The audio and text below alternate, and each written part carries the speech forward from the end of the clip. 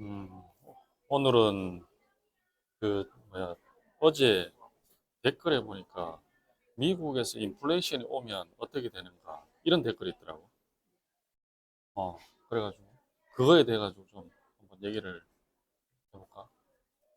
물가가 오를 건데. 일단 인플레이션하고 디플레이션 있잖아. 인플레이션이 뭐고 디플레이션이 뭔가 이제 이걸 좀 알아야 되잖아. 인플레이션이란 일단 인플레이션 오면 화폐 가치가 하락하고 물가가 상승한다.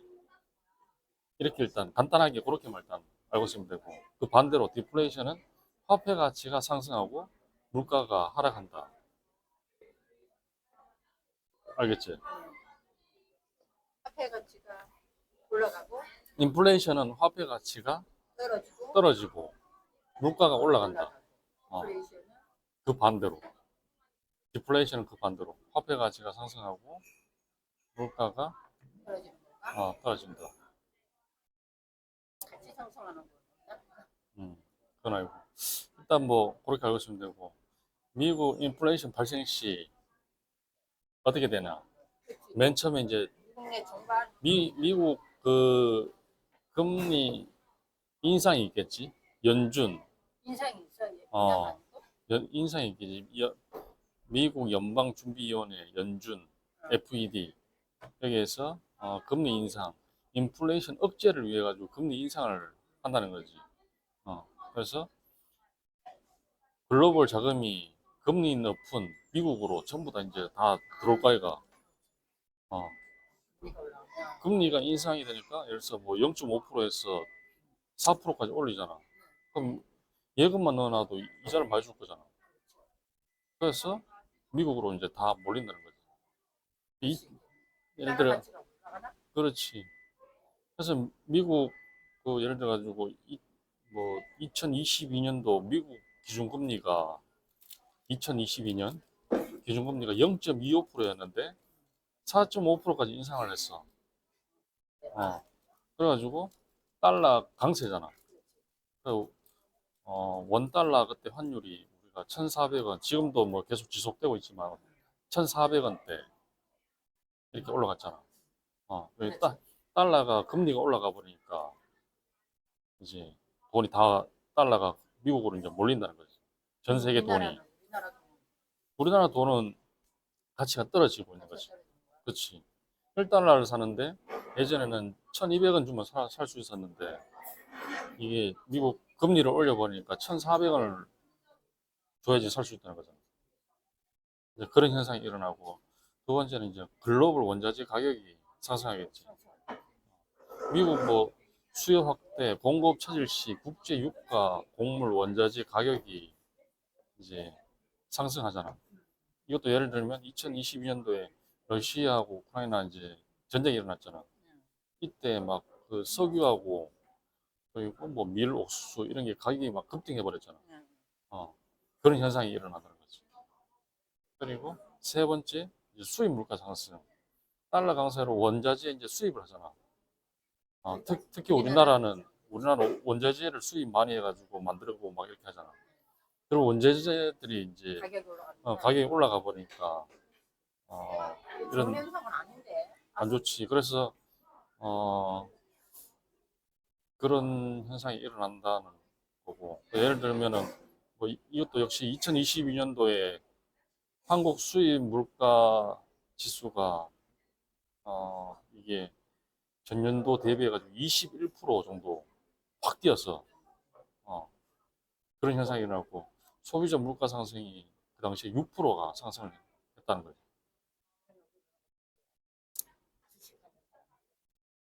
아무래도 이런 게 물가가 올라가고 물가가 올라가면 이게 뭐 일반 시중에 파는 물건들 같은 거 이런 게 전부 다 가격이 올라가잖아. 그러면 위축이 될 거잖아. 그런 거 다 따졌을 때는 안 좋다는 거지. 예. 그래서 그런 게 왔을 때 미국이 인플레이션 왔을 때 한국에는 어떤 영향이 미치느냐를 봤을 때 이제 원화가 약세 아까 얘기했듯이 원화가 약세가 되고 환율이 올라가 버리잖아. 그럼 달러 강세가 되고 원 달러 환율 이제 상승이 되잖아. 그러면 원화가 자연적으로 약세가 되는 거죠. 수출 기업 입장에서 봤을 때는 반도체나 뭐 자동차 이런 회사들 있잖아. 그런 회사들 입장에서는 좀 유리해. 근데 원자재 수입 기업, 예를 들어가지고 뭐 에너지, 화학 이런 회사들, 그런 회사들은 이제 불리하지. 그렇지. 그렇지. 2022년 삼성, 현대차 환차익이 엄청나게 좀 많이 있었고, 반대로 한국전력은 이제 좀 적자가 있었지. 어. 두 번째 이제 수입 물가 상승이 되면 어떻게 되냐? 국내 물가가 상승이 되겠지. 국내 물가. 예를 들어서 뭐 밀가루 이런 걸 예를 들어서 수입해가 오면 밀가루로 뭐 라면도 만들고 뭐도 만들고 하잖아. 라면 가격이 500원에서 뭐 600원으로 이렇게 올라가잖아. 그럼 그게 우리한테 직접적으로 영향이 있는 거지. 한국은 원자재 에너지 수입 의존도가 엄청 높기 때문에 이게 미국의 인플레이션에 엄청나게 영향이 많다는 거죠. 그래서 생활 물가, 기업 생산비 동반 상승, 인플레이션 이런 현상이 발생한다. 예를 들어 라면, 빵, 외식비 급등, 체감 물가가 이제 상승하는 거죠. 그리고 어, 만약에 미국에서 이제 금리를 올리잖아. 그러면은 한국 금리도 이제 올려야 돼. 금리 인상 압력이 있는 거지. 한국은행도 금리 인상 해가지고 자본 유출 방지를 이제 막아야 되는 거지. 그 미국에 만약에 4%를 올리잖아. 우리는 만약에 1%밖에 안 돼. 그러면 이 돈을 어디에 예금하는 게 좋겠노? 미국에 넣는 게 좋지. 미국이 4%니까 우리는 뭐 최소한 한 3% 돼야지. 미국에 예금해봤자 저기 뭐 세금 내고 이러면 우리나라에 있는 게 낫겠다. 이렇게 해서 이제 좀 그대로 한국에 이제 남겨둔다는 거지. 그렇지. 그래서 수입하는 제품들은 수입하는 회사들은 주식 가치가 좀 떨어지긴 하겠다. 그죠? 그렇지. 그때 이제 그런 것 딱 보면 이제 가계, 기업 이자 이런 부담이 있지만은 그리고 뭐 올라간 대신에 또 소비, 투자 이런 게 위축이 되잖아. 예를 들어가지고 한국 기준금리가 2021년도에서 2023년도 이때가 0.5%였어. 2021년도가 0.5%였는데 2023년까지 3.5%가 올라버렸어. 그럼 어떻게 되나? 주택 담보 대출 받은 사람들이 이자가 확 올라갈 거예요. 어. 그래서 미국이 인플레이션 오면 우리가 직접적으로 피부에 와닿을 정도로 영향이 있다는 거죠. 어쨌든 미국 따라가고 있나? 그렇지. 미국이 올리고 이러면은 우리 이제 거기에 방어를 하기 위해서 어차피 올릴 수밖에 없는 거고. 그렇게 되고. 그리고 수출 수입의 복합 효과가 있는데 긍정적으로 봤을 때는 환율 상승으로 수출 기업 경쟁력 확보가 되고 부정적으로 봤을 때는 원자재 수입 비용 급등, 무역 수지 악화가 있다는 거예요. 예를 들어 가지고 2022년 한국 14년 만에 연간 무역 적자를 기록했거든. 이때 이제 현상이라는 거지. 뭐 러시아 우크라이나 전쟁이 발생해 가지고 거기에 그 대비를 하기 위해서 미국은 금리를 올렸다. 이렇게 되는 거예요. 그래서 이제 미국 인플레이션 오면 전체적인 흐름들을 딱 보면은 일단 첫 번째 미국 금리 인상을 하고 연준에서 그러면 그 현상이 이제 달러 강세가 되고 달러가 강세가 되면 글로벌 원자재 가격이 상승이 되고 그리고 한국 수입 물가가 상승이 발생하고 그러면 그게 이제 한국 경제에 미친다는 거죠. 한국 경제에 미치는 그 항목 중에는 환율 상승 그리고 국내 물가 상승 한국은행 금리 인상 압력, 그리고 수출 경쟁력 강화, 뭐 이런 이제 흐름이 있고, 어, 그리고 원자재 에너지 수입 비용 증가 이런 게 있다. 어,